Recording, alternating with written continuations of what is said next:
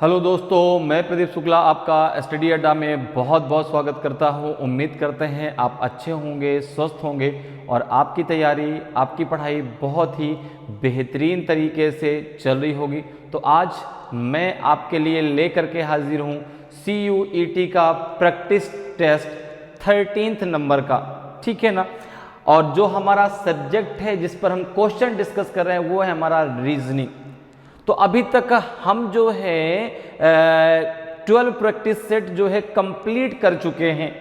12 practice test जो है हम लोग जो है CUET के कंप्लीट कर चुके हैं, जिसमें हम लोगों ने हर एक प्रैक्टिस टेस्ट में 25 क्वेश्चन जो है सॉल्व किए हैं। किसी में 25 से ज़्यादा भी हैं, ठीक है। 2 पार्ट में आपको एक प्रैक्टिस टेस्ट मिलता है और जो भी प्रैक्टिस टेस्ट है उसका पूरा का पूरा आपको डिटेल सॉल्यूशन, ठीक है ना।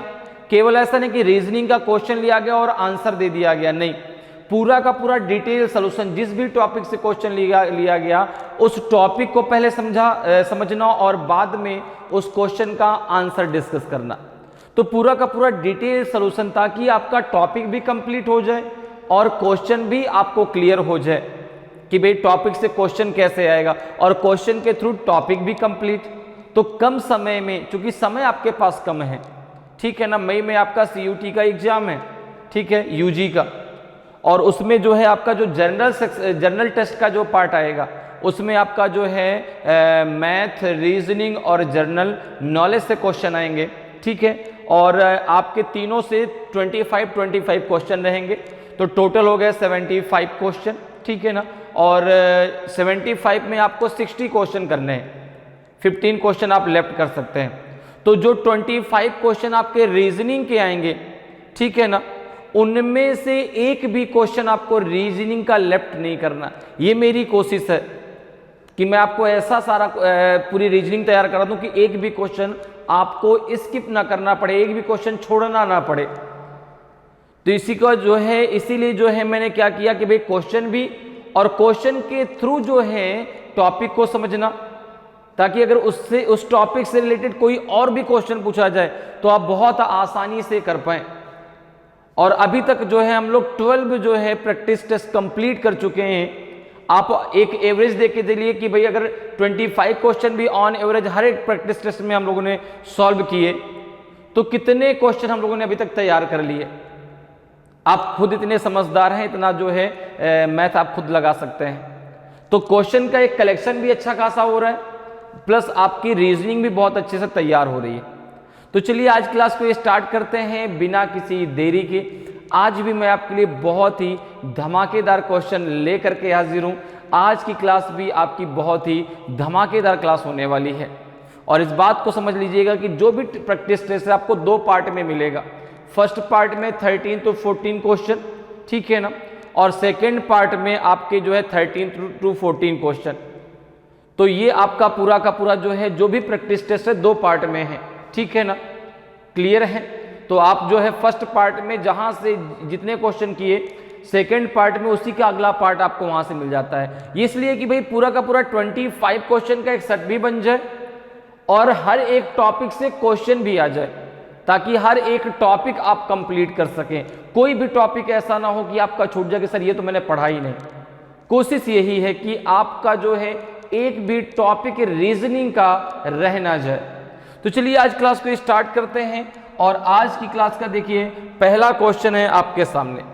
आज की क्लास का पहला क्वेश्चन है, इस क्वेश्चन को पहले रीड करते हैं और फिर हम क्वेश्चन को सॉल्व करते हैं, ठीक है। क्वेश्चन है आपका जो है, क्वेश्चन आपसे कह रहा है कि 4 numbers pair have been given out of the which 3 are alike in same manner and 1 is different. Select the number pair that is different from the others. 4 संख्या युग्म दिए गए हैं जिनमें से 3 समान रूप से समान है और एक भिन्न है। उस संख्या युग्म का चयन कीजिए जो अन्य से भिन्न है। तो देखिए यहाँ पे आपको 4 संख्याओं का एक पेयर दिया गया है। पहले ऑप्शन में दिया गया है 4209 रेशियो 15, फिर दिया गया है 5121 रेशियो 12, फिर दिया गया है 8101 रेशियो 10, फिर दिया गया है 7456 रेशियो 22। तो ये जो क्वेश्चन है, ये क्वेश्चन आपसे पूछा गया है जो है क्लासिफिकेशन टॉपिक से। किससे पूछा गया है? किस टॉपिक से? क्लासिफिकेशन। किस टॉपिक से पूछा गया है? क्लासिफिकेशन टॉपिक से। क्लासिफिकेशन को हिंदी में कहते हैं वर्गीकरण। क्लासिफिकेशन आपका 3 टाइप से हम लोग पढ़ते हैं, ठीक है ना? 3 टाइप से हम लोग पढ़ते हैं। सबसे पहले वर्ड क्लासिफिकेशन अर्थात शब्दों का वर्गीकरण। दूसरे नंबर पे हम लोग पढ़ते हैं नंबर क्लासिफिकेशन। क्या पढ़ते हैं? नंबर क्लासिफिकेशन, ठीक है ना, अर्थात संख्याओं का वर्गीकरण। और तीसरे नंबर पे हम पढ़ते हैं अल्फाबेट क्लासिफिकेशन, ठीक है ना, अल्फाबेट क्लासिफिकेशन अर्थात अक्षरों का वर्गीकरण, ठीक है ना। जैसे ही बात अल्फाबेट की होती है, बात होती है A to Z की, और जैसे ही बात A to Z की होती है, बात होती है 1 to 26 की। तो अल्फाबेट देखो, इसीलिए मैंने कहा ना रीजनिंग, रीजनिंग कोई टफ नहीं है, रीजनिंग सब्जेक्ट है ही नहीं भाई। अगर सब्जेक्ट हो तो शुरुआत से पढ़ाया जाता। और आप देखेंगे जो भी टॉपिक आप पढ़ेंगे रीजनिंग में, सारे टॉपिक कहीं ना कहीं पहले से पढ़ चुके हैं, उनके बारे में आपको पता है, ठीक है ना। बस आपको क्या करना है? कॉन्सेप्ट क्लियर करना है कि भाई जो भी चीज पूछी जाए उसको करना कैसे है, उसका कॉन्सेप्ट क्या है। तो केवल कॉन्सेप्ट क्लियर करना। जैसे ये क्वेश्चन जो क्लासिफिकेशन है, word classification, number classification, alphabet classification. अब ये क्वेश्चन किससे पूछा गया? नंबर क्लासिफिकेशन से।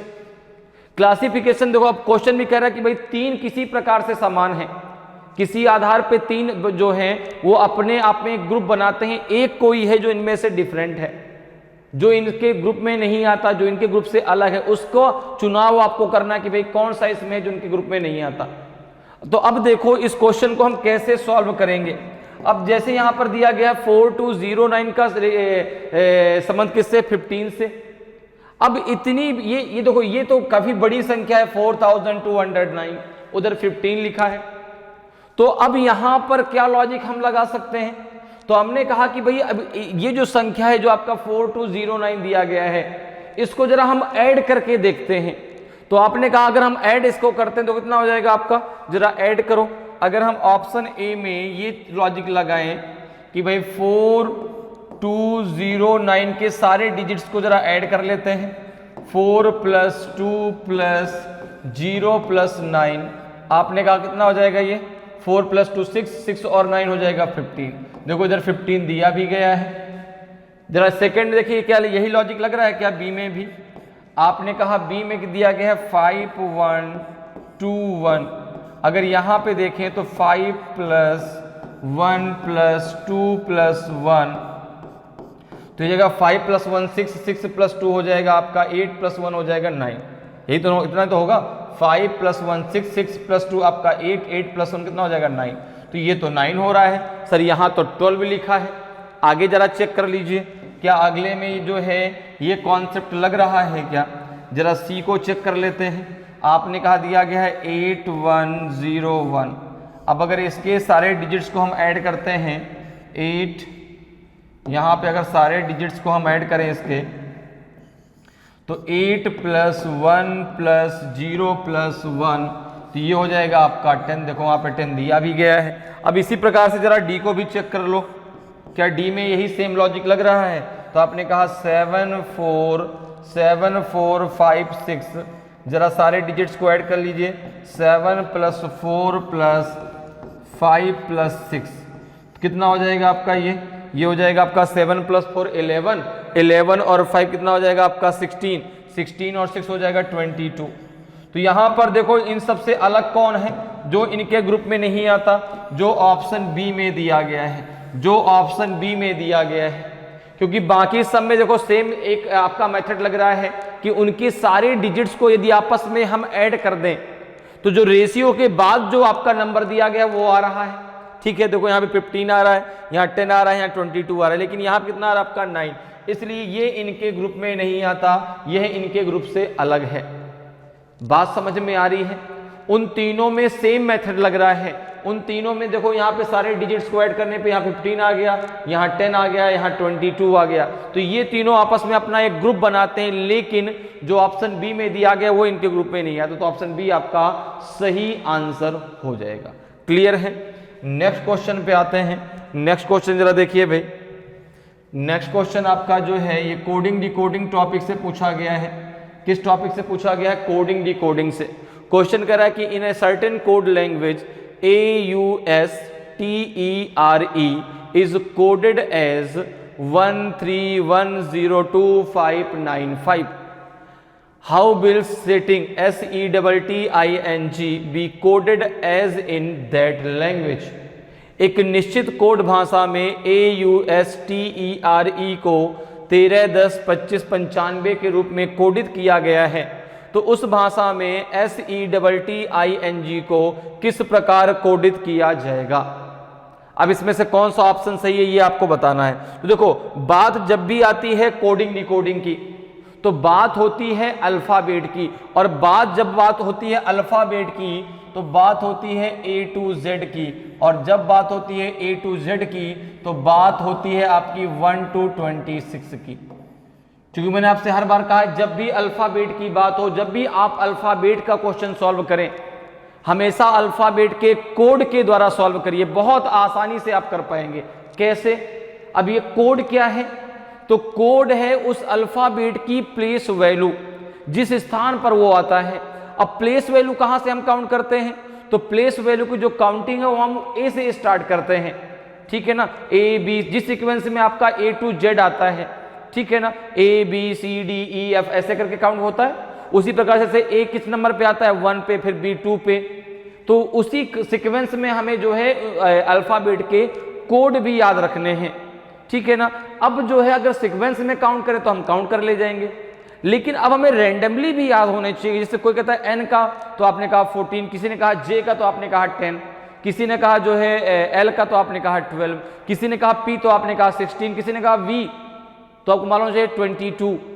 अब जो ये हम कोड याद कर रहे हैं, जो हमें याद हैं, वो कहाँ से याद है? A से काउंट करने पर, A से, क्योंकि शुरुआत A से होती है। तो आप इस चीज पर आप जो है निर्भर मत रहिए कि जब सर पेपर में जाएंगे तो हम वहां पे लिख लेंगे। बात सही है, बिल्कुल लिख लेंगे भाई A to Z, या फिर हम वहां पे काउंट कर लेंगे A to Z। उसको याद कर लें। याद कैसे होगा? केवल 1 से 2 बार आप दिन में पढ़ लें, केवल 1 से 2 बार, अपने आप सारे कोड आप देखेंगे याद हो जाएंगे। बहुत लोगों को तो अभी तक याद हो गए, जो लोग शुरू से मेरे साथ जुड़े हुए उनको अभी तक बहुत सारे कोड जो है याद हो गए, क्योंकि जितनी बार मैंने आपको अल्फाबेट पढ़ा उतनी बार मैंने आपको कोड बताया, ताकि आप आसानी से अल्फाबेट के कोड को याद कर सकें। क्यों? क्योंकि अगर जब आप क्वेश्चन को अल्फाबेट के कोड के माध्यम से करेंगे बहुत आसानी से कर पाएंगे। जैसे यहां पर देखो, एक बार जरा रिवीजन कर लेते हैं पहले अल्फाबेट के कोड की। जैसे अगर अल्फाबेट की बात करें तो अल्फाबेट तो सबको आता है कि A to Z है, ठीक है ना। मैंने शुरुआत में आपसे कहा कि रीजनिंग कोई टफ नहीं है, ठीक है ना। रीजनिंग में सारी चीजें वही हैं जो पहले आप पढ़ चुके हैं। क्या अल्फाबेट आप नहीं जानते? क्या सब कोई जानता है अल्फाबेट? ठीक है ना, हर एक बच्चा जानता है अल्फाबेट क्या होता है, ठीक है ना। अल्फाबेट A to Z होता है, A शुरुआत में आता है, लास्ट में Z आता है, बीच में सारे अल्फाबेट आते हैं। लेकिन अब उन अल्फाबेट के प्लेस वैल्यू भी हमें पता होनी चाहिए। तो अब यहां पर देखो, अगर हम बात करें सबसे पहले क्या आएगा? A के बाद फिर क्या आएगा आपका B, फिर आएगा C, फिर आएगा D, फिर आएगा E, फिर आएगा आपका F, फिर आएगा G, H, I, J, फिर आएगा K, फिर आएगा आपका L, M, N, O, P, Q, R, S, फिर आएगा T, फिर आएगा आपका U, V, W, X, Y और ये हो जाएगा Z। अगर मैं इनके प्लेस वैल्यू की बात करूं, कोड की बात करूं, तो देखो A1, B2, C3, D4, E5, F6, G7, H8, I9, J10, K11, L12, M13, N14, O15, P16, Q17, R18, S19, T आपका 20, ओके। फिर U हो जाएगा 21, V22, W23, X24, Y25 and Z हो जाएगा 26, ठीक है। तो ये तो सारी इनकी प्लेस वैल्यू हो गई। अब सीक्वेंस के अलावा को रैंडम भी याद होना चाहिए, ठीक है ना। कुछ फॉर्मूले भी होते हैं जिसके थ्रू आप निकाल सकते हैं। जैसे एक आपका इजियोटी होता है EJOT एंड वाई, ठीक है ना। और एक इससे भी सरल होता है सिफ्लोरॉक्स, CFILORU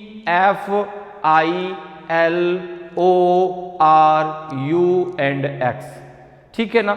लेकिन मैं चाहता हूं कि आप इन फार्मूले के चक्कर में ही ना पड़े, आप डायरेक्ट आपको याद रहे, निकालने वाली या लिखने वाली कोई चीज दिमाग में रखना ही नहीं, हमको तो डायरेक्ट याद रखने हैं, ठीक है ना।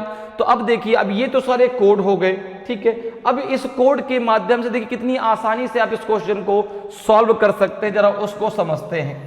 तो देखो कोडिंग डिकोडिंग में जो क्वेश्चन आता है, सबसे पहले क्या है, यहां से आप निकालेंगे मेथड कि भाई AUSTERE को किस प्रकार से ये लिखा गया है, किस प्रकार से इसमें इसको डिकोड किया गया है, और जो मेथड निकलेगा सेम वही मेथड आपको अप्लाई करना है सेटिंग में, सेम वही मेथड। तो सबसे पहले वहां से मेथड निकालेंगे, ठीक है ना। तो यहां पर देखो, पहले इसको लिख लेते हैं, इस प्रकार से दिया गया है AUSTERE।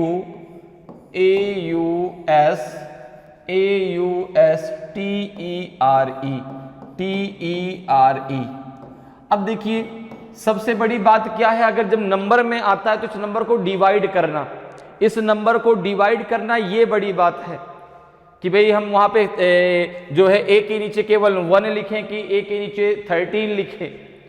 तो ये किस आधार पे आप क्लियर कर पाएंगे, यदि आपको उसकी प्लेस वैल्यू पता है, यदि उसका कोड पता, देखिए कितनी आसानी से आप अभी कर पाएंगे उसको। जैसे अगर मैं कोड की बात करूं तो देखो a का कितना होता है कोड 1, आपने कहा u का 21, s का 19, t का 20, e का कोड होता है 5, r का होता है 18 और e का होता है 5। अब देखो यहाँ पे a के नीचे मैंने लिख दिया 1, ठीक है ना। फिर u की बात आई तो u के नीचे लिखा मैंने 3, फिर इसके बाद s की बात आई, s के नीचे मैंने लिख लिया 10, फिर t की बारी आई, t के नीचे मैंने लिख दिया 2, ठीक है ना। फिर e की बारी आई, e के नीचे लिखा मैंने 5, फिर r की बारी आई, r के नीचे लिखा मैंने 9 और e के नीचे लिखा मैंने 5, e के नीचे लिखा मैंने 5। भाई जितने अल्फाबेट हैं उतने कोड भी आने चाहिए, ठीक है ना, उससे कम ज्यादा नहीं आने चाहिए, और उतने ही होंगे वहां पर।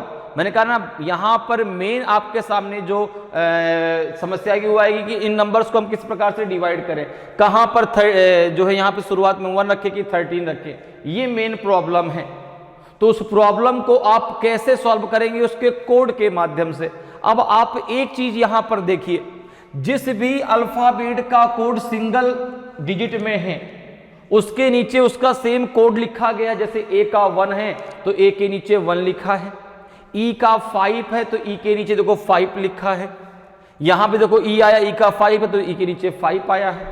और जिसका डबल डिजिट है, जिसकी प्लेस वैल्यू, जिसका कोड डबल डिजिट का है, उन डबल डिजिट्स को आपस में सम कर दिया गया है। देखो यहां पे अगर देखें तो u का जो कोड है वो डबल डिजिट का है 21 में अगर 2 और 1 को प्लस कर दोगे आपस में तो कितना हो जाएगा, देखो 3, 2 + 1, 2 + 1, 1 + 9, तो 1 + 9 कितना हो गया, देखो 10, ठीक है ना। यहां पे 2 + 0 कितना हो जाएगा आपका 2, ये सिंगल डिजिट है।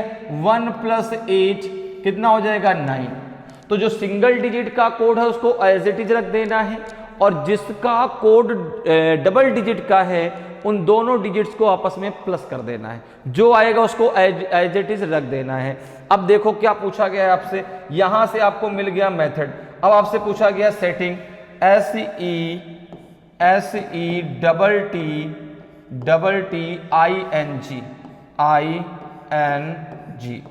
ओके। अब देखो S का कोड कितना है, आपने कहा 19, E का 5, T का 20, T का 20, I का 9, N का 14 एंड G का 7। अब देखो ये डबल डिजिट का है, दोनों को आपस में प्लस कर दो तो ये 10 हो जाएगा। ये सिंगल डिजिट है तो यहाँ पे 5 आ जाएगा। ये डबल डिजिट है तो 2 + 0 2 आएगा। ये भी डबल डिजिट है तो 2 + 0 2 आएगा। ये सिंगल डिजिट है तो 9 आ जाएगा। ये डबल डिजिट है तो 1 + 4 5 आ जाएगा और लास्ट में आपका 7 आ जाएगा। तो 57 आएगा लास्ट में, 57 और शुरुआत में 10। देखो 57 दो में है तो ये और ये तो हो नहीं सकते। तो अब देखो यहाँ पे शुरुआत में 11 है, यहाँ 10, हमें चाहिए 10, तो आंसर सी आपका सही आंसर होगा। इस प्रकार से आप ऑप्शन के थ्रू आसानी से आंसर दे सकते हैं कि भाई हमें शुरुआत में चाहिए 10, लास्ट में चाहिए 57, 57 कुल दो ऑप्शन में है, तो इसमें आपका शुरुआत में 10 नहीं है तो यहाँ पे 10 है, तो ऑप्शन सी आपका सही आंसर हो जाएगा। क्लियर है? तो इस प्रकार से आप कोडिंग डिकोडिंग के क्वेश्चनों को बहुत आसानी से सॉल्व कर सकते हैं। चलिए आगे बढ़ते हैं, अगले क्वेश्चन पर आते हैं। अगले क्वेश्चन का आंसर जरा देखिए भाई क्या आएगा। क्वेश्चन आपका है फाइंडिंग द मिसिंग नंबर, लुप्त पदों को भरना। ठीक है ना? किस टॉपिक से लिया गया है? फाइंडिंग द मिसिंग नंबर, लुप्त पदों को भरना। Study the given pattern carefully and select the number that can replace the question mark in it. दिए गए पैटर्न का ध्यानपूर्वक अध्ययन करें और उस संख्या का चयन करें जो इसमें प्रश्न चिन्ह को प्रतिस्थापित कर सके।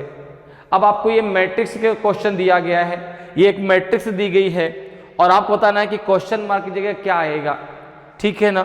45 आएगा, 55 आएगा, 40 आएगा कि 50 आएगा। अब मैट्रिक्स को जो सॉल्व करने का कॉन्सेप्ट है, सबसे पहले हम उसको डिस्कस कर लेते हैं। तो या तो इसको रो में सॉल्व कर लीजिए भाई, 42, 37 क्वेश्चन ये रो है, 42, 18, 252 ये आपका कॉलम है।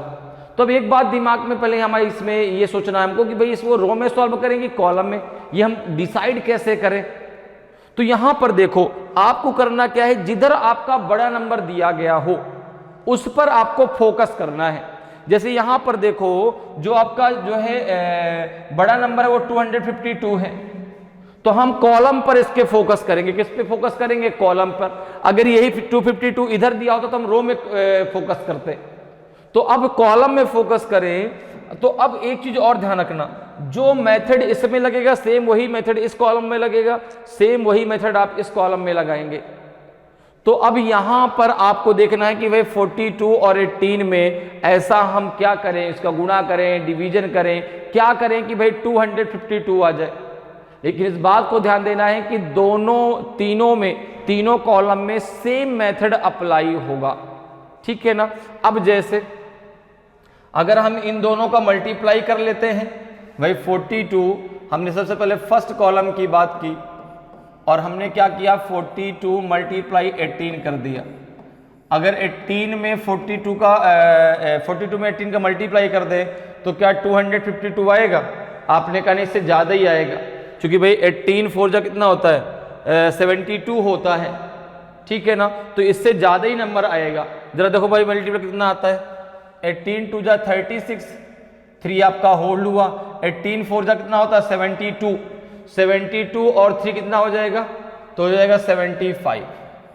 कितना हो जाएगा? 75 हो जाएगा। ठीक है ना? अब देखो ये है आपका 756 और ये है 252, तो भाई ये तो यहां से नहीं आ रहा। अच्छा, कुछ हम इसमें क्या गुणा भाग ऐसा कर सकते हैं, किसी का भाग दे, चूंकि ये संख्या तो बड़ी है भाई। अब अगर जो है इन दोनों का अगर हम प्लस करें तो भी ये वैल्यू नहीं आएगी। अब अगर यहां पर हम देखें और 756 में अगर हम 3 का भाग दे दें, किसका भाग दे दें? 3 का। देखो जरा क्या आएगा, क्या ये आपने कहा 3 2 जा 6, यहां बचेगा 1, 3 5 जा 15, 3 2 जा 6, देखो 252 आ गया। अब सेम यही मेथड यहां भी लगना चाहिए। आपने कहा कि ठीक है, देखो भाई यहां पे तो लगा के देखते हैं, देखो सेकंड में क्या सेम यही मेथड लग रहा है क्या? अगर लग जाएगा तो फिर हमारा काम बन जाएगा। 37 × 24 और इसको डिवाइड कर देना है किससे? 3 से।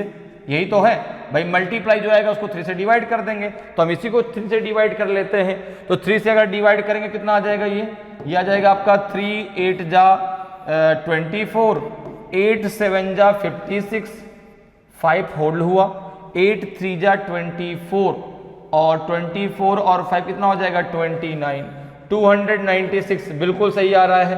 तो अब देखो, अब आपको निकालना है कि क्वेश्चन मार्क की जगह क्या आ जाएगा। तो सेम यही मेथड आप थर्ड कॉलम में भी लगा दीजिए। तो यहां पर देखो क्या हो जाएगा, यहां पे हो जाएगा आपका क्वेश्चन मार्क इंटू 36 अपॉन हो जाएगा 3 और इक्वल्स टू है आपका 540। यही तो है, क्वेश्चन मार्क की वैल्यू यहाँ से आपको मिल जाएगी।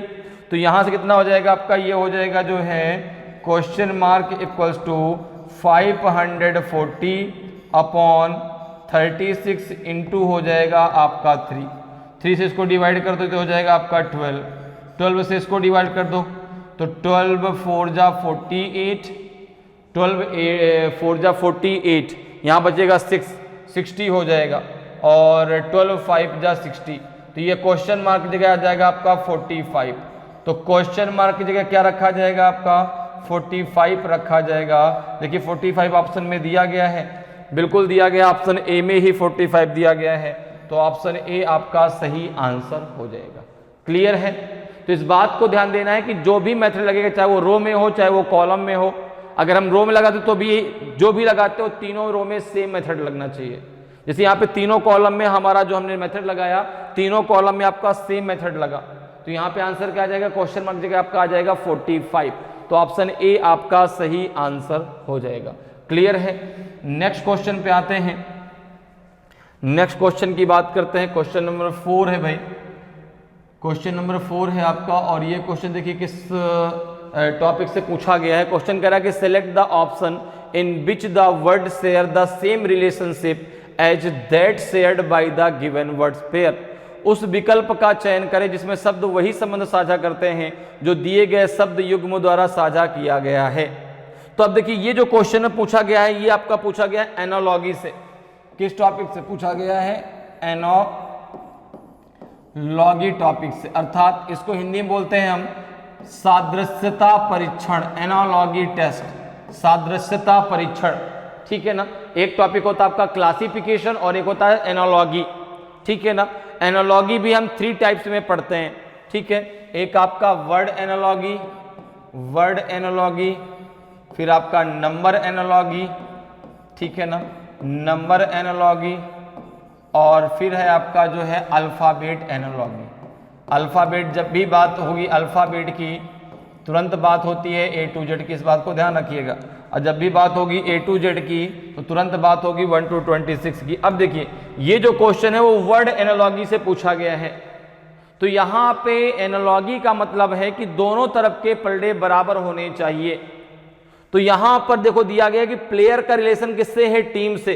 तो यहाँ पर कह रहा है कि उसी प्रकार से यहाँ पे इस प्रकार से, उसी प्रकार से इधर किसको रखा जाए, इधर किसको रखा जाए, जो रिलेशन इन दोनों के बीच है सेम वही रिलेशन यहां पर जो आपको ऑप्शन में दिया गया है वो किन वर्डों के बीच सेम वही रिलेशन है। जैसे यहां पर देखो प्लेयर का टीम, अब प्लेयर और टीम के बीच क्या रिलेशन है? तो आपने कहा कि प्लेयर से मिलकर के टीम बनती है। भाई एक प्लेयर के आधार पर टीम नहीं कहते आप, ठीक है ना, वो तो एक प्लेयर हो गया। जब उसमें बहुत सारे प्लेयर मिल जाते हैं तो वो एक टीम बन जाती है। ठीक है ना? अब सेम यही कॉन्सेप्ट देखो इनमें से किस में लगेगा। पहला दिया गया है फ्लावर और बॉन्केट, अर्थात फूल, पुष्पगुच्छ, आंट, बी, चींटी, मधुमक्खी। दूसरा है स्टूडेंट, टीचर, छात्र, अध्यापक, पर्पस, क्राउड, उद्देश्य, भीड़। अब देखो अगर हम यहां पर देखें तो भाई प्लेयर से मिलकर के टीम बनी, तो यहां पर देखो अगर मैं बात करूं तो एक एक फ्लावर से, एक एक फूल से मिलकर के पुष्पगुच्छ बनेगा ना।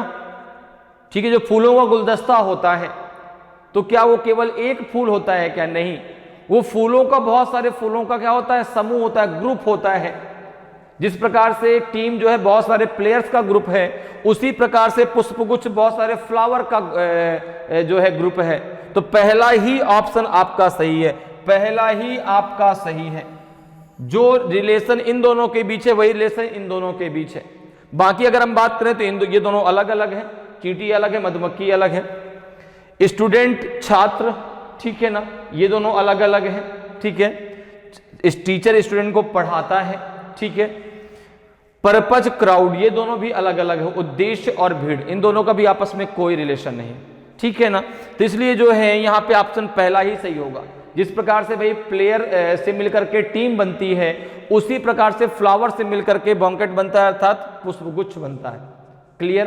तो यहां पर देखो, और दो क्वेश्चन भी करा कि जो दिए गए शब्द युग्म द्वारा साझा किया जाए, मतलब जो इधर लगे सेम वही कॉन्सेप्ट इधर लगे। तो यहाँ पे ऑप्शन ए आपका सही आंसर हो जाएगा। नेक्स्ट क्वेश्चन पे आते हैं। क्वेश्चन नंबर 5 है आपका, देखिए क्वेश्चन नंबर 5 आपका है और ये क्वेश्चन है आपका जो है क्लासिफिकेशन से। किस टॉपिक से है? क्लासिफिकेशन से। 4 words have been given out of which 3 are alike in same manner and 1 is different. Select the odd word.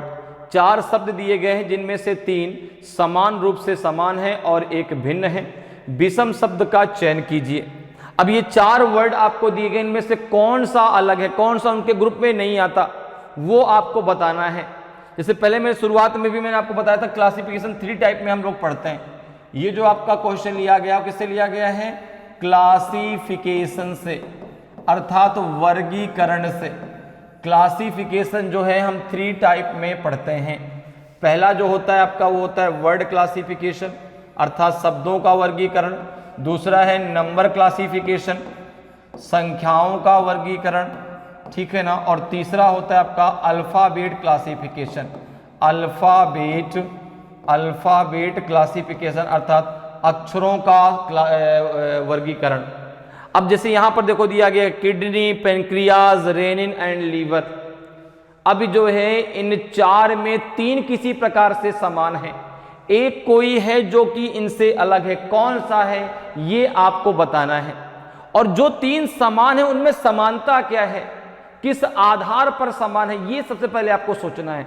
जैसे अगर मैं बात करूं तो देखो किडनी हो गया, ठीक है ना, किडनी हो गया, पेनक्रियाज हो गया, ठीक है ना, पेनक्रियाज हो गया, और आपका जो है लीवर हो गया, लीवर हो गया। ये तीनों जो है इस बॉडी के ऑर्गन्स, ये तीनों बॉडी के क्या है? ऑर्गन्स, तीनों ऑर्गन्स है कि नहीं? ये तीनों बॉडी के अंग हैं, चाहे वो लीवर हो, चाहे वो किडनी हो, चाहे वो पेनक्रियाज हो।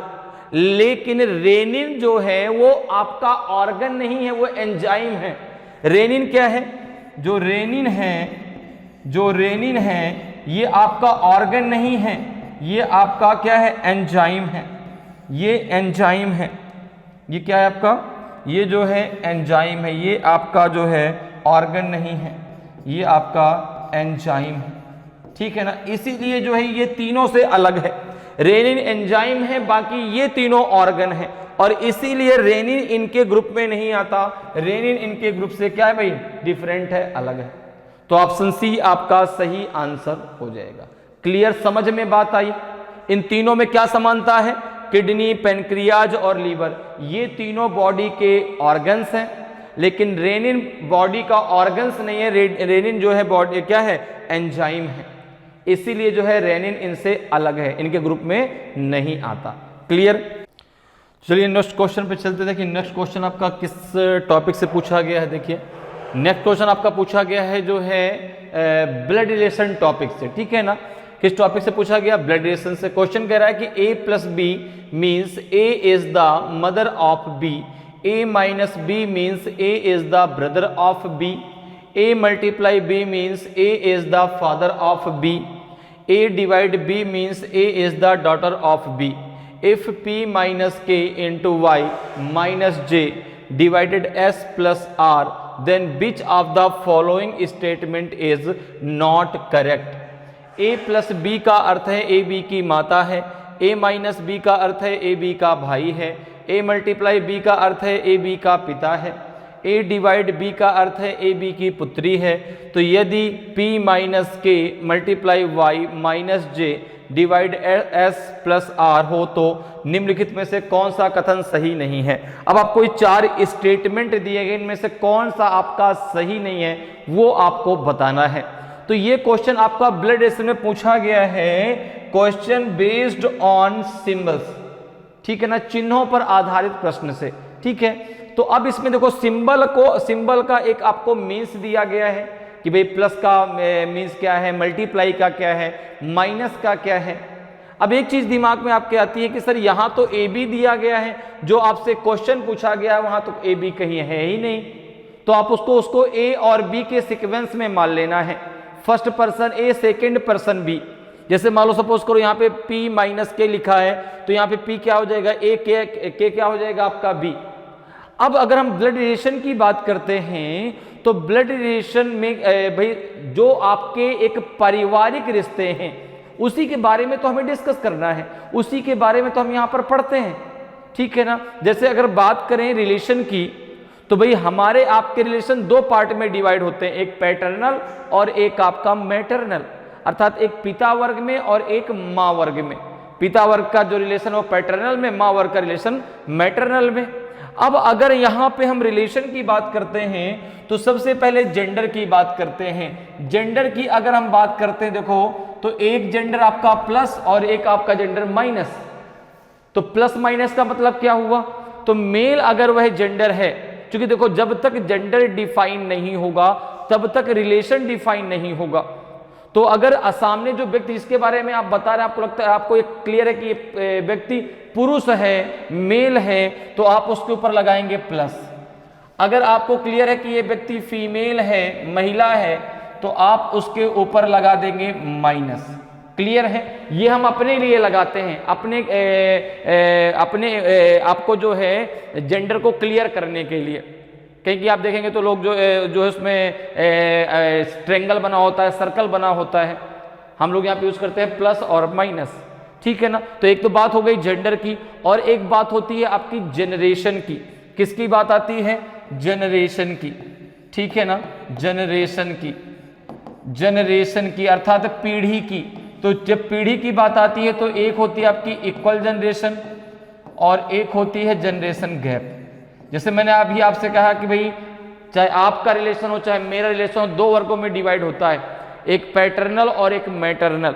अगर जनरेशन की बात करें, जैसे मेरे पिता हैं मुझसे एक जनरेशन ऊपर है, मेरे ग्रैंडफादर हैं मुझसे दो जनरेशन ऊपर हैं, लेकिन मेरा जो भाई है, मेरी जो बहन है, चाहे वो मुझसे छोटा हो चाहे मुझसे बड़ा हो, वो सब हम सब एक जनरेशन के हैं, ठीक है ना।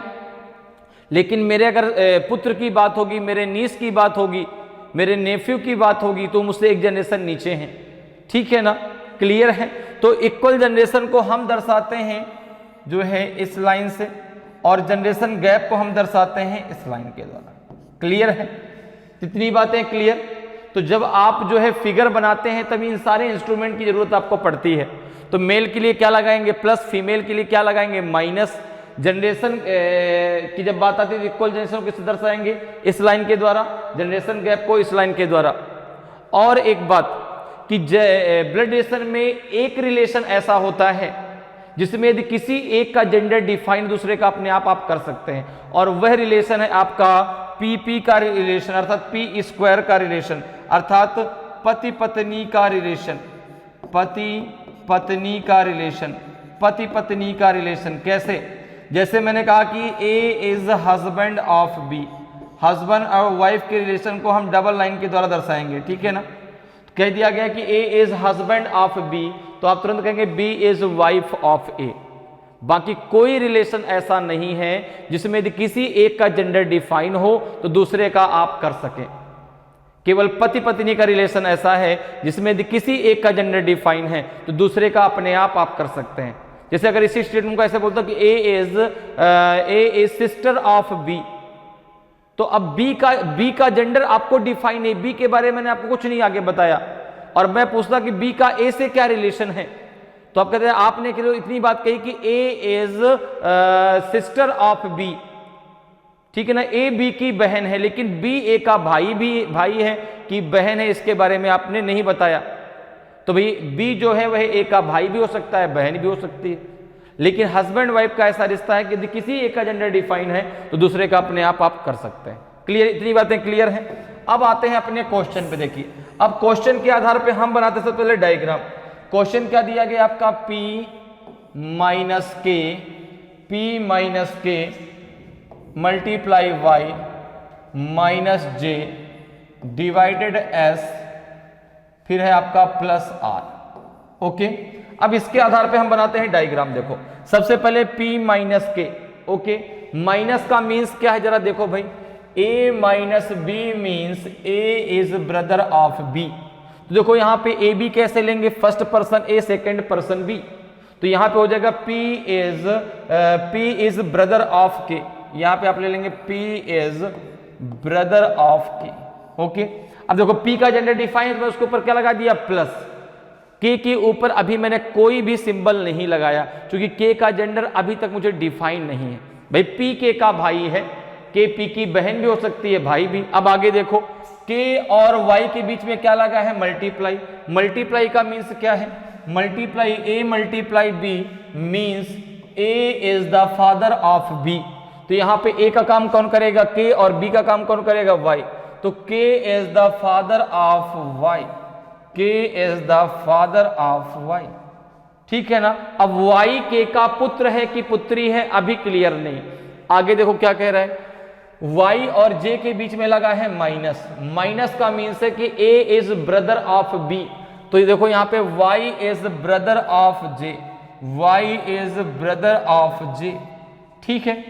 अब आगे देखो j और s के बीच में लगा है डिवाइड, डिवाइड मीन्स क्या है जरा देखो भाई, a डिवाइड b मीन्स है a is the daughter of b, तो j is the daughter of s, j is the daughter of s, j को हमने क्या लगा दिया माइनस। अब एक चीज जरा समझना, देखो y जो है वह k का पुत्र है, y j का भाई है, j जो है y की बहन है। तो देखो यहाँ पे जो k और s हैं ये दोनों आपस में हो जाएंगे पति पत्नी, तो जब k पति है तो s पत्नी होगी, ये दोनों आपस में हो जाएंगे p स्क्वायर, और जब k y का पिता है तो k j का भी पिता है, s जो है y की भी माँ है। क्लियर। अब लास्ट में क्या है s प्लस r, प्लस का क्या अर्थ है, a is the mother of b, तो s is the mother of r, ठीक है ना। s जो है वह r की भी माँ है, s जो है वह r की भी माँ है, तो k जो है वह r का भी पिता है, लेकिन r का जेंडर डिफाइन नहीं है, r इनका पुत्र है कि पुत्री है ये डिफाइन नहीं है। अब देखिए, अब आते हैं अपने स्टेटमेंट में, ये तो हमारा डायग्राम बन के तैयार हो गया। पहला स्टेटमेंट क्या कह रहा है कि j is the daughter of p, j p की पुत्री है, नहीं, j तो k और s की पुत्री है, p जो है वह k का भाई है, तो p जो है इनका पैटर्नल अंकल है, p जो है y j और r का पैटर्नल अंकल है, इसलिए पहला आपका जो है यही आपका गलत है, यही आपका गलत है, यही आपका सही आंसर होगा। बाकी देखो p is paternal uncle of r, बिल्कुल सही बात है भाई, r के जेंडर से आपको कोई लेना देना नहीं है, क्योंकि यहाँ पे ये कह रहा है ना कि p is paternal uncle of r, p r का चाचा है, बिल्कुल सही बात है, क्योंकि p का जेंडर भी आपको क्लियर है। तो p जो है k का भाई है, k इनके पिता हैं, तो भाई के पिता क्या कहलाते हैं uncle, k is husband of s, बिल्कुल सही बात है, y is son of s, बिल्कुल सही बात है। तो पहला आपका गलत है, ऑप्शन ए आपका सही आंसर हो जाएगा। क्लियर है। नेक्स्ट क्वेश्चन पे आते हैं, क्वेश्चन नंबर 7 है आपका कि 4 letters cluster have been given out of which 3 are alike in same manner and 1 is different, select the odd letter cluster. 4 अक्षर समूह दिए गए हैं जिनमें से 3 एक जैसे हैं और एक अलग है, विषम अक्षर समूह का चयन करें। अब देखिए ये क्वेश्चन आपसे पूछा गया है क्लासिफिकेशन से, किससे पूछा गया है, किस टॉपिक से, तो ये टॉपिक है आपका क्लासिफिकेशन अर्थात वर्गीकरण। क्लासिफिकेशन को हम 3 टाइप में पढ़ते हैं, ठीक है ना। आपका जो है एक आपका होता है वर्ड क्लासिफिकेशन, शब्दों का वर्गीकरण, नंबर क्लासिफिकेशन, नंबर क्लासिफिकेशन, संख्याओं का जो है वर्गीकरण, और एक पढ़ते हैं हम अल्फाबेट क्लासिफिकेशन, अल्फाबेट क्लासिफिकेशन अक्षरों का वर्गीकरण। अब देखो ये किस टॉपिक से लिया, ये किस में से लिया गया आपका, ये लिया गया आपका अल्फाबेट क्लासिफिकेशन। और जैसे ही बात अल्फाबेट की आती है बात होती है A to Z की, और जैसे ही बात A to Z की आएगी बात होगी 1 to 26 की, ठीक है ना। तो A1 B2 C3 D4 E5 F6 G7 H8 I9 J10 K11 L12 M13 N14 O15 P16 Q17 R18 S19 T20 U21 V22 W23 X24 Y25 and Z26।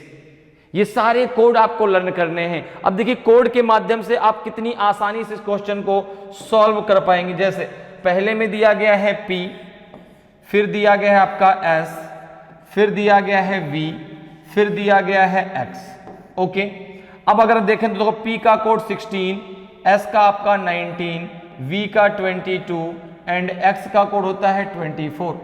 अब देखो अगर इनके बीच में डिफरेंस की बात करूं तो 16, अब आप अल्फाबेट को छोड़ दीजिए, अब आप बात करिए जो है नंबर से। जैसे 16 में कितना प्लस करें तो प्लस का 3, 19 में प्लस का 3, 22 में प्लस का 2, ठीक है ना। अब इसके अलावा जरा सेकंड की बात कर लेते हैं। सेकंड में आपको दिया गया है Z, फिर दिया गया है C, फिर दिया गया है आपका F, फिर दिया गया है आपका I। अब जरा इनके कोड की बात कर लेते हैं। देखो Z का 26, C का 3, F का 6, I का 9। तो Z के आगे जैसे ही आप आगे बढ़ेंगे फिर से A मिल जाएगा। देखो Z में प्लस का 3 करेंगे तो फिर से C आ जाएगा, बिल्कुल 3 + 3 आपका 6, 6 + 3 आपका 9। फिर जरा C की बात कर लें। C में क्या दिया गया है J, फिर M, फिर दिया गया है P, फिर दिया गया है आपका जो है P के बाद यहाँ पे दिया गया है S। तो यहाँ पे अगर हम बात करें देखो तो कितना आ जाएगा आपका, J 10 है, M 13 है, P 16 है और S 19 है। तो यहाँ पे देखो प्लस का 3, 13 + 3 16, 16 प्लस का 3 19। तो यहाँ पर भी प्लस का 3 हो रहा है। लास्ट जरा चेक कर लो, O, फिर है आपका R, फिर है आपका U और लास्ट में है आपका X। तो O का है आपका 15, R है 18, U है 21, X है 24। तो यहाँ पर भी देखिए 15 + 3 18, 18 + 3 21, 21 + 3 का 24। तो डिफरेंट कौन सा हो गया, अलग कौन सा हो गया, फर्स्ट। अलग कौन सा हो गया आपका फर्स्ट नंबर। क्यों? चूंकि यहाँ पे देखो प्लस का 3 प्लस यहाँ पे प्लस का 2 हो रहा है, इसलिए जो है आपका फर्स्ट जो है इन तीनों से क्या है, अलग है। ये तीनों आपस में अपना एक ग्रुप बनाते हैं, लेकिन जो फर्स्ट नंबर पे दिया गया PSVX वह यह इनके ग्रुप में नहीं आता, ठीक है ना। तो जब भी बात अल्फाबेट की हो हमेशा उसके कोड के द्वारा सॉल्व करिए, बहुत आसानी से और कम समय में आप सॉल्व कर सकते हैं। क्लियर। नेक्स्ट क्वेश्चन पे आते हैं। नेक्स्ट क्वेश्चन देखिए भाई, नेक्स्ट क्वेश्चन है आपका जो है सीरीज से पूछा गया है, अल्फाबेटिकल सीरीज, ठीक है ना। किस टॉपिक से पूछा गया, सीरीज टॉपिक से। क्लियर। क्वेश्चन है आपका कि select the letter cluster that can replace the question mark in the following series. उस अक्षर समूह का चयन करें जो निम्नलिखित श्रृंखला में प्रश्नवाचक चिन्ह को प्रतिस्थापित कर सकता है। अब आपको अल्फाबेट की एक सीरीज दी गई है TULG, फिर दिया गया है WRPC, फिर दिया गया है ZOTY, फिर दिया गया है CLXU, फिर है क्वेश्चन मार्क। आपको बताना है क्वेश्चन मार्क इनमें से क्या आएगा। तो देखो जैसे ही बात अल्फाबेट की आती है, चाहे वो क्लासिफिकेशन में हो, चाहे वो एनालॉजी में हो, चाहे वो सीरीज में हो, हमेशा आपको अल्फाबेट के क्वेश्चन को उसके कोड के द्वारा ही सॉल्व करना है। तो यहाँ पर देखिए, आप सीरीज की बात है तो कैसे इसको सॉल्व करेंगे। तो यहाँ पर देखो T, अब फर्स्ट का पहले फर्स्ट से, जैसे T का रिलेशन किससे, W से, W का Z से, Z का C से, फिर आगे इसका फर्स्ट से फर्स्ट का हो जाएगा। तो यहाँ पे देखो अगर देखें तो T के बाद फिर क्या है आपका W, फिर यहाँ पे क्या है आपका, तो आपने कहा Z, फिर क्या है आपका C। तो यहाँ पे देखो जरा, T का आपका 20 है, W का 23 है, Z का 26 है और C का कोड 3 है। अब यहाँ पर देखो अगर आप देखें तो 20 प्लस का 3 23, 23 प्लस का 3 26 प्लस का 3 26। तो आगे भी जब प्लस का 3 कर देंगे आप तो ये हो जाएगा आपका 6। तो यहाँ पे शुरुआत में आएगा F। अब देखो F आपका 3 ऑप्शन में दिया, चौथा तो आपका गलत है, चौथा ऑप्शन आपका सही नहीं होगा। अब जरा सेकंड पे आ जाओ तो U है, U के बाद फिर क्या है आपका, U के बाद देखो R है, R के बाद फिर क्या है आपका, R के बाद इसमें अगले में O है, यहाँ पे आपका L है, यहाँ पे आपका क्या आएगा देखो जरा। तो आपने कहा U का कोड 21, R का 18, ये O का 15, L का 12। तो यहाँ पर देखो 21 - 3 18, 18 - 3 15, 15 - 3 12, 12 - 3 आपका 9। तो यहाँ पे आपका I आ जाएगा, यहाँ पे क्या आ जाएगा आपका I आ जाएगा, ठीक है ना। अब देखो फिर क्या है आपका L है, ठीक है ना, फिर क्या है L है, फिर आपका क्या है यहाँ पे L के बाद उसमें क्या है आपका P है, यहाँ पे क्या है आपका P के बाद इसमें है आपका T है, यहाँ पे आपका X है, यहाँ पे क्या है कि जरा देखो। तो आपने कहा L का कोड है कितना, L का कोड है 12, P का है 16, t का है 20, x का है 24। तो यहाँ पे देखो 12 प्लस का 4 आपका 16, 16 प्लस का 4 20, 20 प्लस 4 24, 24 प्लस का 4 28 और 28 मतलब हो जाएगा b, 28 मतलब हो जाएगा b, क्योंकि 26 पे z फिर से a और आगे फिर आपका b आ जाएगा। लास्ट में देखो क्या है आपका g है, फिर इधर आपका क्या है c है, ठीक है ना। इधर लास्ट में क्या है y है, यहाँ क्या है लास्ट में u है, और यहाँ पर क्या आएगा आपको बताना है। देखो जरा g का कोड कितना है 7, c का कितना है आपका 3, y का 25, u का 21। तो 7 माइनस का 4 तो 3, 3 माइनस 4 तो 25। देखो c जाएगा c के बाद b जाएगा, a जाएगा, z जाएगा, क्या बचेगा y। 25 माइनस 4 21, 21 माइनस 4 कितना 17, तो यहाँ पे q आ जाएगा। तो आंसर आ जाएगा FIBQ, FIBQ। तो ऑप्शन बी आपका सही आंसर हो जाएगा। क्लियर है, ऑप्शन बी आपका सही आंसर हो जाएगा। तो इस प्रकार से जब भी बात अल्फाबेट की आती है, अल्फाबेट के कोड के द्वारा आप बहुत आसानी से अल्फाबेट से रिलेटेड क्वेश्चन को सॉल्व कर सकते हैं। क्लियर है। नेक्स्ट क्वेश्चन पे आते हैं। नेक्स्ट क्वेश्चन देखिए भाई, नेक्स्ट क्वेश्चन देखिए, ये भी आपका सीरीज टॉपिक से पूछा गया है। 9th नंबर क्वेश्चन है। क्वेश्चन है कि select the number that can replace the question mark in the following number series. निम्नलिखित संख्या श्रृंखला में प्रश्नवाचक चिन्ह को प्रतिस्थापित करने वाली संख्या का चयन करें। अब जो है देखो, जो सीरीज होती है दो प्रकार से आपके इसमें आती है, एक अल्फाबेटिकल सीरीज, एक आपकी नंबर सीरीज। तो अल्फाबेटिकल सीरीज जब भी आएगी उसमें अल्फाबेट की बात होगी, अल्फाबेट की बात होगी तो हम A to Z की बात करेंगे, A to Z की अगर बात होगी तो हम बात करेंगे 1 to 26 की।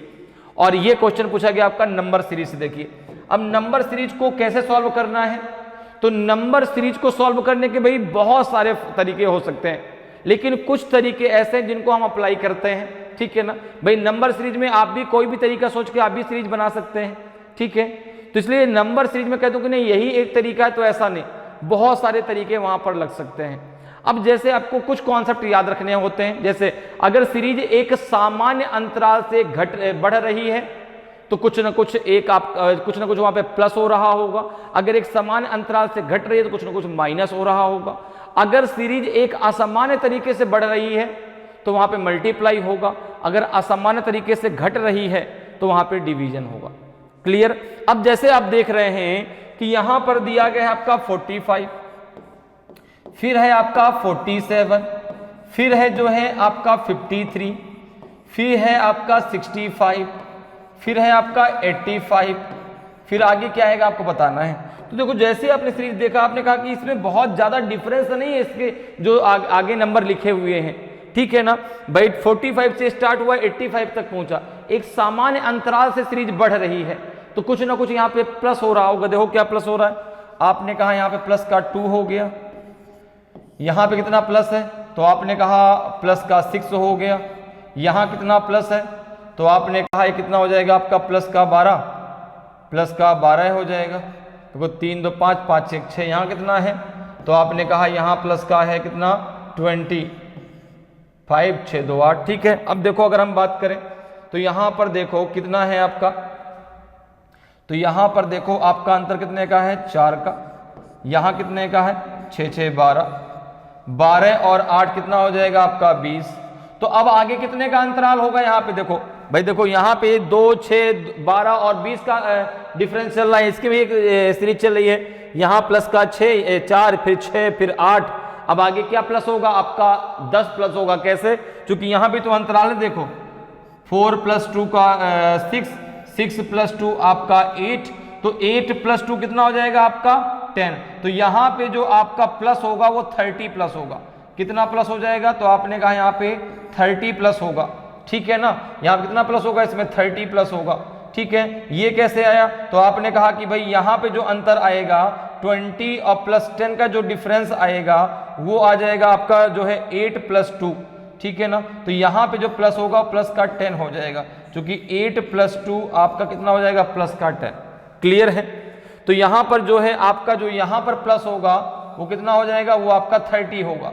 जब 30 होगा तो कितना हो जाएगा आपका 5 और 8 3 11, 115 आ जाएगा। तो ऑप्शन ए आपका सही आंसर हो जाएगा।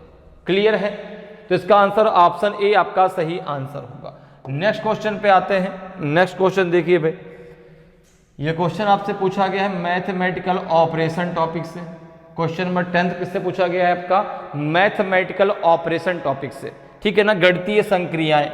क्वेश्चन है कि which two sign and two number should be interchange to make the given equation correct. दिए गए समीकरण को सही करने के लिए किन दो चिन्हों और दो संख्याओं को आपस में बदलना चाहिए।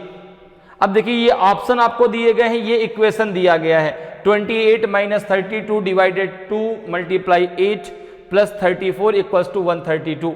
यहां पे आपको क्या करना है, इसको सॉल्व करने पे ये आना चाहिए, अर्थात left hand side equals to होना चाहिए राइट हैंड साइड, ठीक है ना। तो इसको सॉल्व करना है कितना आ जाए। अब इसमें से ऑप्शन दिया गया, देखो चारों में से किसमें, जैसे पहले में दिया गया है मल्टीप्लाई एंड माइनस 32 एंड 34। तो आपको करना क्या है कि जिन दो सिंबल को बोला गया, जिन नंबर को बोला गया, उनको आपको आपस में इंटरचेंज कर देना है, और उनके इंटरचेंज करने पर यदि आपका इक्वेशन बराबर हो जाता है तो फिर आपका पहला ऑप्शन सही हो जाएगा। जैसे फर्स्ट में दिया गया कि मल्टीप्लाई और माइनस को आपस में इंटरचेंज कर दीजिए। तो अगर मैं ए के आधार पर चलूं तो देखो क्या बनेगा, यहाँ पे नंबर में क्या चेंज होगा, 32 की जगह 34 जाएगा, 34 की जगह 32 आएगा। तो यहाँ पे हो जाएगा 8, देखो यहाँ पे हो जाएगा आपका 28, माइनस की जगह मल्टीप्लाई आएगा तो यहाँ पे हो जाएगा मल्टीप्लाई, ठीक है ना। 32 तो यहाँ पे 34 हो जाएगा, 34 डिवाइडेड हो जाएगा आपका 2, ठीक है ना। फिर यहाँ पे हो जाएगा माइनस का 8 प्लस का 34। अब इसको आपको सॉल्व करना है। तो जब भी आपको मैथमेटिकल ऑपरेशन क्वेश्चन को सॉल्व करना है तो लगाना है BODMAS, BODMAS। तो B का फुल फॉर्म क्या होता है कि सबसे पहले ब्रैकेट ओपन होगा, फिर O का मतलब है ऑफ, मतलब मल्टीप्लाई होगा, ठीक है ना। फिर D से डिवीजन होगा, फिर M से मल्टीप्लाई होगा, A से एडिशन और S से सब्ट्रैक्शन। अगर ऑफ वाला मल्टीप्लाई लगा है तो वो आप अगर ऑफ लिखा है तो वो मल्टीप्लाई डिवीजन के पहले होगा, अगर मल्टीप्लाई का सिंबल लगा है तो डिवीजन के बाद होगा। क्लियर है। अब जैसे यहाँ पर देखो, यहाँ पे मल्टीप्लाई का सिंबल लगा तो पहले डिवीजन होगा फिर मल्टीप्लाई होगा। तो इसको जब आप सॉल्व करेंगे कितना आ जाएगा, देखो जरा भाई, क्या 132 आ रहा है क्या, देखो तो आपने पहले भाग दिया तो हो जाएगा 28 × 17 हो जाएगा -8 + 34। 28 में जरा 17 का मल्टीप्लाई कर दीजिए, 28 में 17 का मल्टीप्लाई कर लीजिए तो हो जाएगा आपका, पहले 10 का कर दीजिए 280 हो जाएगा, 7 कर लीजिए, 7 × 8 = 56, 6 हासिल आया 5, 7 दूना 14, 5 हो जाएगा कितना 19 हो जाएगा, ठीक है ना। कितना हो जाएगा 6, 9, 8, 17, 2, 1, 3, 1, 4, 476 हो जाएगा, माइनस का 8 प्लस का 34। तो 34 में आप जो है 34 में इसमें इसको ऐड कर दिए, कितना आ जाएगा देखिए जरा, 6, 4, 10 की 0 हासिल आया, 1, 7, 3, 10, 1, 11 और 4, 1, 5। माइनस करने पे आपका 132 नहीं आएगा, इसलिए पहला ऑप्शन आपका गलत है। अब जरा सेकंड को चेक करिए, बी को। अब जरा बी को चेक कर लेते हैं भाई। देखो बी में क्या दिया है, +/- 32, ठीक है ना। अर्थात जहां प्लस है वहां माइनस जाएगा, जहां 28 है वहां 32, जहां 32 है वहां 28। अर्थात अब ये इस तरह हो जाएगा कि यहाँ पे हो जाएगा आपका 28, ठीक है ना। यहाँ पे हो जाएगा आपका, नहीं ये 32 आ जाएगा, यहाँ पे हो जाएगा 32, यहाँ पे हो जाएगा +28 डिवाइडेड 2 मल्टीप्लाई आपका 8 और माइनस हो जाएगा 34। इसको जरा सॉल्व कर लिए, क्या 132 आ रहा है क्या, देखो जरा, ये हो जाएगा 32 और ये हो जाएगा कितना आपका 14 × 8 - 34।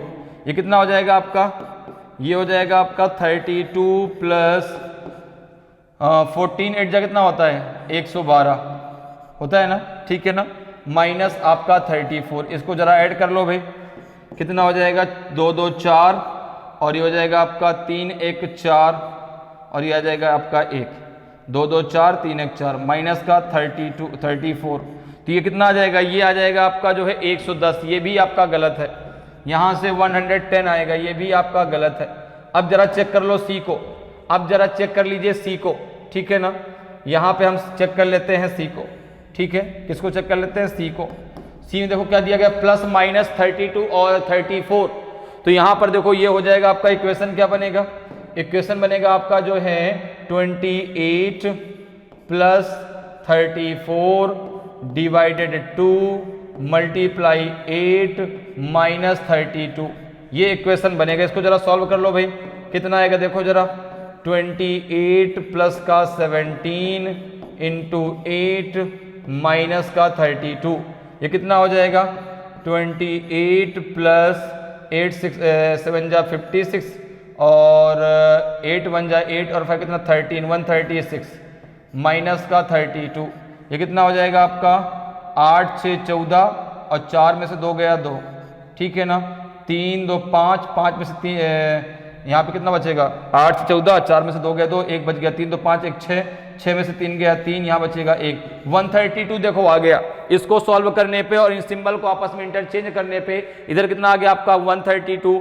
इधर भी कितना है 132, तो लेफ्ट हैंड साइड बराबर कितना हो गया राइट हैंड साइड के, तो ऑप्शन सी आपका सही आंसर हो जाएगा। क्लियर है, ऑप्शन सी आपका सही आंसर हो जाएगा, ठीक है। प्लस और माइनस को आपस में और 32 34 को आपस में इंटरचेंज करने पे आपका जो है इक्वेशन वो बराबर हो जाएगा। क्लियर है, नेक्स्ट क्वेश्चन पे आते हैं। नेक्स्ट क्वेश्चन देखिए भाई, ये क्वेश्चन आपसे पूछा गया है लॉजिकल वेन डायग्राम से, ठीक है। क्वेश्चन है आपका जो है, देखिए लॉजिकल वेन डायग्राम में हम सेट्स के माध्यम से वर्ड्स के बीच एक रिलेशन को रिप्रेजेंट करते हैं, ठीक है ना। जैसे यहां पर देखिए दिया गया which of the following Venn diagram best represent the relationship between the following classes, निम्नलिखित में से कौन सा वेन आरेख निम्न वर्गों के बीच संबंध का सबसे अच्छा प्रतिनिधित्व करता है। अब ये कुछ आपको जो है यहाँ पे क्लासेस दिए गए, कुछ वर्ग दिए गए हैं, जैसे क्रिकेटर है, प्लेयर है और ह्यूमन बींग्स है, क्रिकेट खिलाड़ी और मनुष्य। अब आपको बताना है कि इन चारों में ABCD में कौन सा डायग्राम इनके बीच सबसे बेस्ट रिलेशन को रिप्रेजेंट करता है। तो देखो आपको क्या करना है, जो ये वर्ड दिए गए इनके बीच क्या रिलेशन है, पहले इसको आपको क्लियर करना है, इनके बीच क्या रिलेशन है, ठीक है ना, क्या संबंध है इन वर्डों के बीच। तो अगर हम यहां पर बात करें देखो, तो भाई देखो मनुष्य, अब ह्यूमन बींग्स के अंतर्गत तो आपके सारे जो है जीव आते हैं, ठीक है ना, ह्यूमन बींग्स के अंतर्गत सारे जीव आते हैं। तो यहां पर देखो ह्यूमन बींग्स के अंतर्गत क्या आएगा आपका प्लेयर, प्लेयर के अंदर क्या आएगा आपका क्रिकेटर, क्योंकि क्रिकेटर भी तो एक प्लेयर है, क्रिकेटर भी तो एक प्लेयर है, तो प्लेयर के अंतर्गत कौन आएगा क्रिकेटर, क्योंकि प्लेयर एक वर्ग है, एक क्लास है। तो यहां पर देखो ये बाहर वाला क्या होगा, ह्यूमन बींग्स हो गया, ये हो गया आपका ह्यूमन बींग्स, ठीक है ना, ह्यूमन बींग्स, और उसके अंतर्गत कौन आया प्लेयर, प्लेयर के अंतर्गत कौन आया, तो आपने कहा क्रिकेटर, क्रिकेटर, ठीक है ना, क्रिकेटर, ठीक है। तो प्लेयर के अंदर कौन आया क्रिकेटर। तो इस प्रकार से कौन सा डायग्राम है आपका ऑप्शन सी, तो ऑप्शन सी आपका सही आंसर होगा, ठीक है। ह्यूमन बींग्स के अंतर्गत प्लेयर और प्लेयर के अंतर्गत कौन आएगा आपका क्रिकेटर। क्लियर है, नेक्स्ट क्वेश्चन पे आते हैं। नेक्स्ट क्वेश्चन देखिए आपका 12th नंबर का क्वेश्चन है। ये क्वेश्चन आपका पिक्चर रीजनिंग से पूछा गया है, कह सकते हैं नॉन वर्बल रीजनिंग से पूछा गया है। क्लियर, क्वेश्चन है कि the sequence of folding a piece of paper and the manner in which the folded paper has been cut in is shown in the following figures, how would this paper look when unfolded. कागज के टुकड़े को मोड़ने का क्रम और जिस तरह से मुड़े हुए कागज को काटा गया है उसे निम्नलिखित आकृतियों में दिखाया गया है, अनफोल्ड होने पर यह पेपर कैसा दिखेगा। अब देखिए यहां पर आपको क्वेश्चन फिगर में दिख रहा है कि एक पेपर है, ये पेपर लिया गया, इसको इस प्रकार से फोल्ड कर दिया गया, जो डॉट लाइन है वो फोल्ड करने, जो आपका एरो है वो उसके क्रम को दर्शाता है, जो डॉट है वो दर्शाता है कि यहां से पेपर को फोल्ड कर दिया गया। तो देखिए जितनी बार पेपर को फोल्ड किया जाएगा उतनी बार पेपर को ओपन किया जाएगा, जो सबसे फर्स्ट टाइम फोल्ड किया जाएगा सबसे लास्ट में उसको ओपन किया जाएगा, जो सबसे लास्ट में फोल्ड होगा सबसे पहले ओपन होगा। क्लियर है, अब देखिए ओपन करके इसको इस प्रकार से क्या कर दिया गया, यहां पे कट कर दिया गया। अब इसको जब ओपन किया जाएगा, देखो तो सबसे पहले यहाँ पे ये ओपन होगा, अब बाद में ये ओपन होगा। अब जरा देखो इसमें, ये देखो कौन सा आपका आंसर नहीं हो सकता, ठीक है ना। पहले उसको अलग कर दो जो आंसर नहीं हो सकता, तो जो आंसर होगा अपने आप आपके सामने आ जाएगा। जैसे अगर हम बात करें तो यहाँ पे फर्स्ट की बात करें, देखो तो देखो यहाँ पे जो ये वाला सर्कल है ना, ये सर्कल ऊपर की तरफ जाएगा, यहाँ ये सर्कल इसके ऊपर होगा, अर्थात ये जब यहाँ पे बनेगा ना तो कुछ ऐसा बनेगा, ऐसा आपको दिखाई पड़ेगा। तो यहाँ पर देखो अगर मैं बात करूँ, देखो पहले में है, दूसरे में है, लेकिन तीसरे में आपका है नहीं है यहाँ ऊपर। चौथे की अगर बात करूँ तो बीच में आपका नहीं आएगा, क्योंकि जब इधर ओपन करोगे तो यहाँ पे ये आएगा, यहाँ पे बीच में नहीं आएगा, इसलिए चौथा भी नहीं होगा। सी और डी तो आपका गलत हो गया। अब ए और बी में जरा और चेक करो, देखो अगर इसको आप यहाँ पर ओपन करेंगे, देखो यहाँ पर भी ये आएगा इस प्रकार से। जब इसको आप ओपन करेंगे तो एक यहाँ पे आएगा, एक यहाँ पे आएगा, ये चार आएंगे बीच में। जबकि ए में देखो केवल दो हैं, केवल दो। भाई ये जब ऊपर की तरफ ओपन कर तो यहाँ भी तो सर्कल दिखाई पड़ेगा, इसलिए ए गलत। आंसर कौन सा हो जाएगा? बी हो जाएगा। कुछ ऐसी आकृति आपको दिखाई पड़ेगी जब आप पूरा का पूरा इसको ओपन कर देंगे, अनफोल्ड कर देंगे। क्लियर है? नेक्स्ट क्वेश्चन पे आते हैं। देखिए नेक्स्ट क्वेश्चन है आपका जो है, नेक्स्ट क्वेश्चन आपका पूछा गया काउंटिंग ऑफ फिगर्स से। नेक्स्ट क्वेश्चन है आपका काउंटिंग ऑफ फिगर्स से, और आपसे क्वेश्चन पूछा गया है कि how many triangles are there in the given figure. दी गई आकृति में कितने त्रिभुज हैं। ये आपके सामने एक डायग्राम है और आपको बताना है इसमें कितने ट्रायंगल बने हैं, ठीक है ना। तो ये जो क्वेश्चन पूछा गया वो पूछा गया आपसे जो है किस टॉपिक से? काउंटिंग ऑफ फिगर टॉपिक से। तो देखिए इसमें हम कैसे जो है ट्रायंगल को काउंट कर सकते हैं। तो देखो जब भी बात होती है जो है काउंटिंग ऑफ फिगर की, तो उसमें भी जब बात होती है काउंटिंग ऑफ ट्रायंगल की, तो हम उसको छोटे छोटे पार्ट में डिवाइड करके आसानी से काउंट कर सकते हैं। कैसे? जरा ये देखिए। देखो मैं आपको एक कॉन्सेप्ट बताता हूं पहले। जैसे ये ट्रायंगल बना है, ठीक है ना, ये ट्रायंगल बना है। ट्रायंगल में अगर आपके इस प्रकार से लाइनें खींची जाती हैं, वर्टिकल लाइन खींची जाती हैं, तो आपको क्या करना होता है कि जो ये आपके ये पार्ट है, इन पार्टों की नंबरिंग कर दीजिए। जो नंबरिंग आएगी उसको आप टोटल ऐड करके और नंबर ऑफ ट्रायंगल बता सकते हैं, ठीक है ना।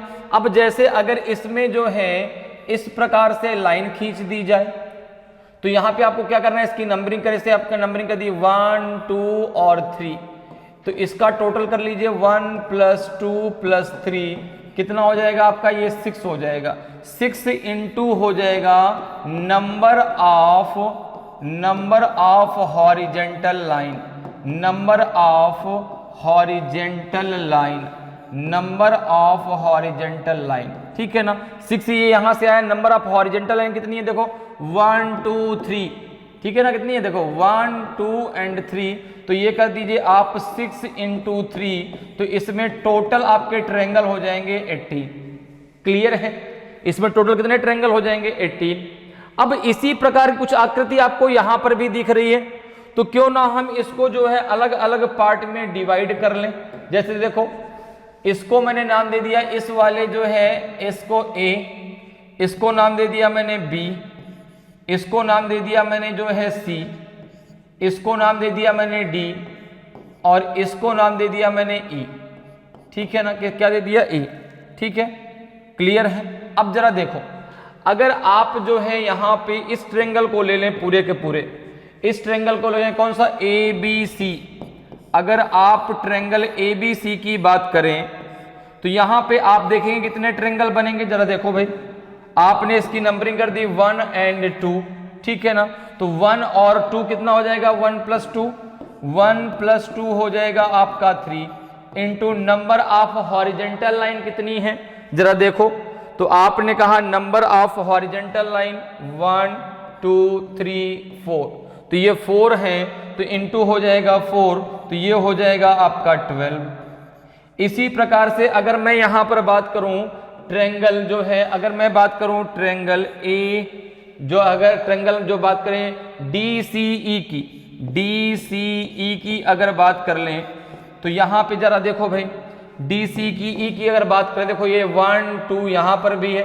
नंबर ऑफ हॉरिजेंटल लाइन कितनी है? 1 2 3, तो यहां पे हो जाएगा आपका जो है, यहां पे हो जाएगा आपका 1 + 2 तो ये हो जाएगा 3 इंटू 3, तो ये हो जाएगा आपका 9।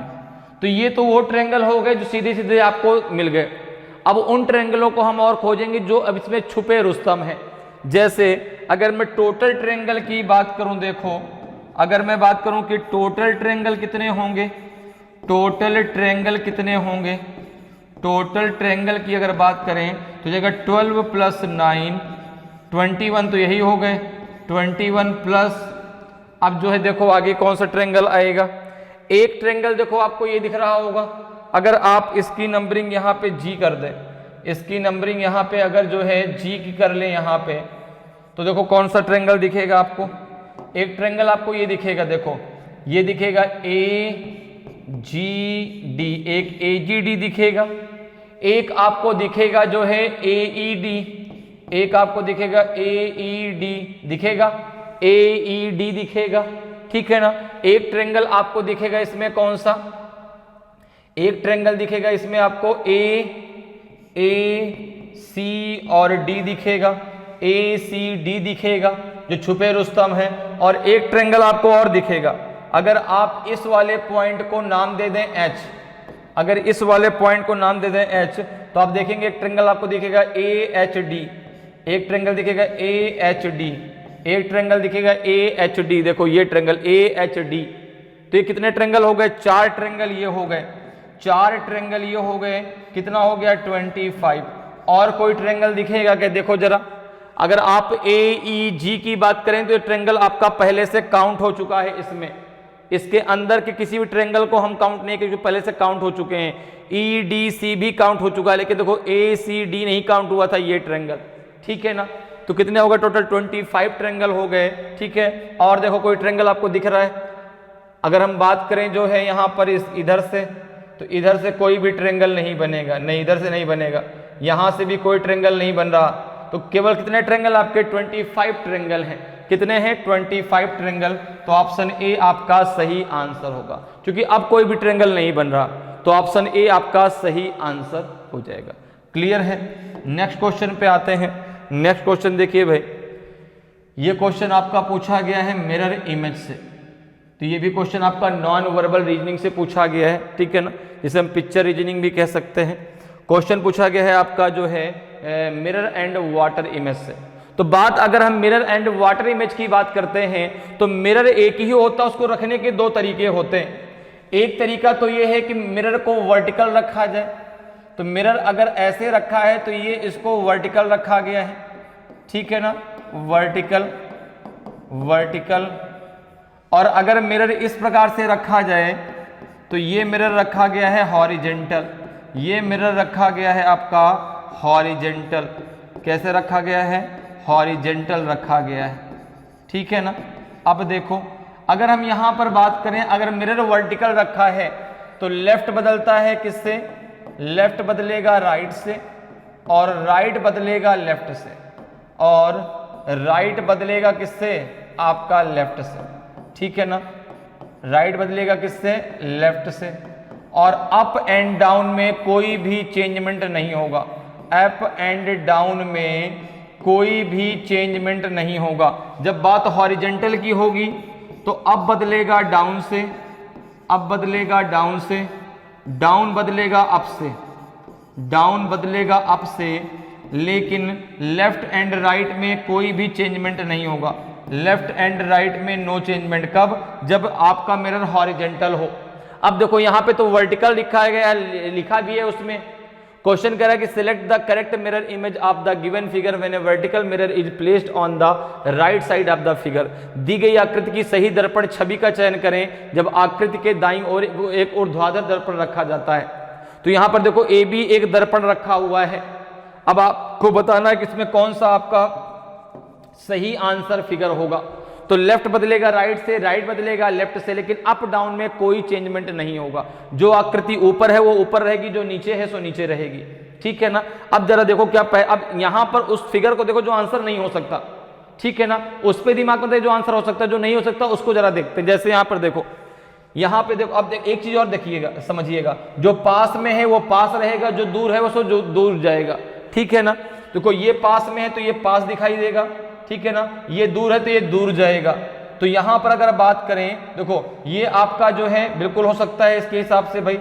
यहां पे देखो इसका आपका देखो, अब यहां पर इसका लेफ्ट राइट बदला क्या, इस वाले का, ये वाला देखना क्या लेफ्ट राइट बदला, नहीं बदला, ये अभी भी यहीं पर है, ठीक है ना, ये अभी भी यहीं पर है, इसलिए ये तो आंसर नहीं हो सकता, ठीक है ना। इसका एक डायग्राम देखो ये आपका गलत है, इसके आधार पे इसको अलग कर दिया गया। यहां पे जरा आ जाओ, देखो ये इसका लेफ्ट राइट बदल रहा है, ये भी ठीक है। अब देखो इसका भी लेफ्ट राइट बदलेगा, ठीक है ना, मे भी ये आंसर हो सकता है। इसको जरा देख लें भाई, यहां पे देखो ये आंसर, ये तो आंसर नहीं हो सकता। क्यों नहीं हो सकता, क्योंकि देखो जो एरो है इसका सिंबल, इसका जो है डायरेक्शन नहीं बदला, यहां पे सेम वही है। सी नहीं हो सकता, क्योंकि देखो इसका जो ये वाला है इसका ये लेफ्ट राइट नहीं बदला, ठीक है ना भाई। ये आपको इधर दिखाई पड़ेगा, ये आपको उधर दिखाई पड़ेगा, लेफ्ट राइट बदल जाएगा तो आंसर कौन सा हो जाएगा। अब क्लियर हो गया कि 100% आंसर बी ही होगा, ठीक है ना। तो इस प्रकार से आप बहुत आसानी से मिरर एंड वाटर इमेज के क्वेश्चनों को सॉल्व कर सकते हैं। तो उम्मीद करते हैं कि आज क्लास आपको बहुत अच्छे से समझ में आई होगी। आज हमने 13th जो हमारा प्रैक्टिस टेस्ट था उसके हम लोगों ने फर्स्ट पार्ट में 14 क्वेश्चन सॉल्व किए। इसके आगे हम लोग नेक्स्ट पार्ट में करेंगे। तो अगर आज की क्लास आपको अच्छी लगी हो, आज का वीडियो आपको अच्छा लगा हो और अभी तक आपने वीडियो को लाइक नहीं किया तो वीडियो को लाइक जरूर करें। अगर आप नए हैं और अभी तक आपने चैनल को सब्सक्राइब नहीं किया तो चैनल को सब्सक्राइब जरूर कर लें, ताकि आपको क्लास की जानकारी समय समय पर मिलती रहे और आपकी तैयारी बेहतरीन तरीके से चलती रहे। तो आज इतना ही, फिर मिलेंगे। जय हिंद, जय भारत।